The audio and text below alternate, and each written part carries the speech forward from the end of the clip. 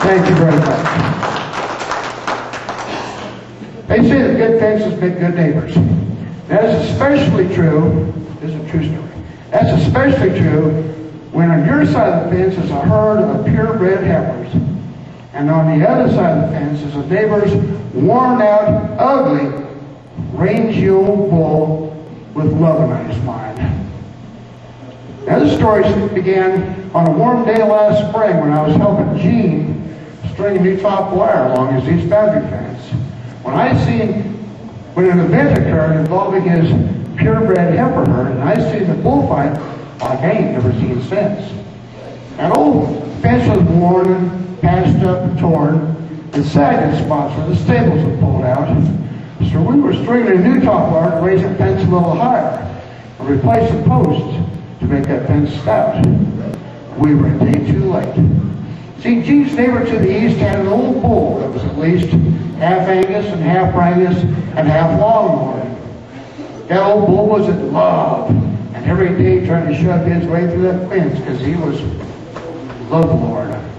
And they say there's no desire so great as the urge to procreate. That old bull's blood was practically on fire. He'd stand by that fence blowing kisses to them bovine business while the heifers mostly ignored the old sire. But finally overcome by his passion, the old bull crashed over the fence to Gene's side of the line and headed straight for an open gate where the heifers stood to wait. Well, that's when a cold shiver run down Gene's spine. I just stood there half stunned, but Gene took off on a run with a pitchfork he had grabbed from the stack. He streaked towards the scene, making plans to intervene in the bull's affairs and drive that son of a gun back. Now, his heart set on romance, the bull failed to see Gene's advance until Gene smacked him hard in the nose. And he grabbed that bull's tail and twisted it up like a staple nail until that bull was dancing on his toes. It was at that moment that the critter turned around to consider this intruder into his bovine extortions. The bull's lust turned to rage. That set the stage for a bullfight of epic proportions. That bull gave a bellow, then turned his head to the fellow who interrupted his plans for romance. He lowered his head, spun around, and pawed at the ground while Gene assumed the matador stance. Gene held that pitchfork high, and when that bull charged his thigh, he smoothly sidestepped the mad beast.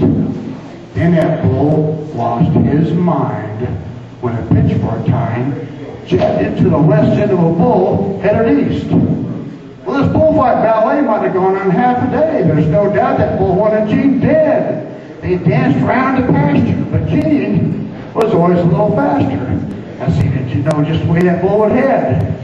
Each time that bull charged again, Gene seemed to spin just inches out of harm's way. Each time the bull missed, the times that pitchfork kissed the bull's rump in a most painful way.